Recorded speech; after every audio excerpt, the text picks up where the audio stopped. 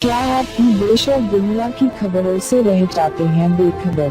तो सब्सक्राइब कर लीजिए हमारे HT न्यूज चैनल को और बेल आइकॉन को दबाना मत भूलिएगा। कुछ टाइम पहले नवाजुद्दीन सिद्दीकी अपनी बीवी के अवैध तरीके से कॉल रिकॉर्ड जांच करवाने के मामले में फंसे थे, लेकिन ये मामला केवल नवाजुद्दीन सिद्दीकी तक नहीं है। बॉलीवुड की कई हस्तियों के नाम इस पूरे मामले से जुड़ते नजर आ रहे हैं। हाल ही में नाम सामने आया है एक्ट्रेस कंगना रनौत का, जिन्होंने ऋतिक रोशन की गैर कानूनी तरीके से कॉल डिटेल्स जांच करवाई। ठाणे सीडीआर स्कैम के मामले में एक के बाद एक बॉलीवुड के कई नामी चेहरे भी नकाब हो रहे हैं। एक्टर नवाजुद्दीन सिद्दीकी के बाद अब इस फेहरिस्त में टाइगर श्रॉफ की मामा आयशा श्रॉफ के साथ एक्ट्रेस कंगना रनौत का नाम भी सामने आया है और इस पूरे मामले पर ठाणे क्राइम ब्रांच के डीसीपी अभिषेक त्रिमुखे ने दिया है अपना बयान। सुनिए जरा क्या कहते हैं।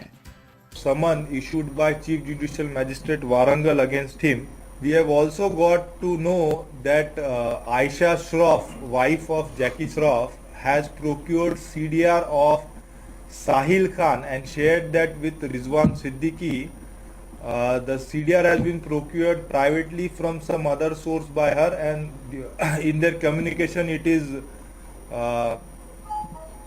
looks that it was illegal. They were knowing this thing, that the thing that they are sharing is illegal. Besides this, Kangana Ranaut has shared Hrithik Roshan's mobile number to Rizwan Siddiqui. We have written to nodal officer of mobile company, mobile operator, and we, on the basis of information received from them, will be investigating in all these matters further. जहां एक तरफ इस पूरे मामले में आयशा श्रॉफ का नाम सामने आया है, वहीं पर कंगना रनौत भी इस मामले में फंसती नजर आ रही हैं। अभिषेक त्रिमुखे के मुताबिक बॉलीवुड अदाकारा कंगना रनौत के अभिनेता ऋतिक रोशन का नंबर रिजवान से शेयर करने के सबूत भी हैं।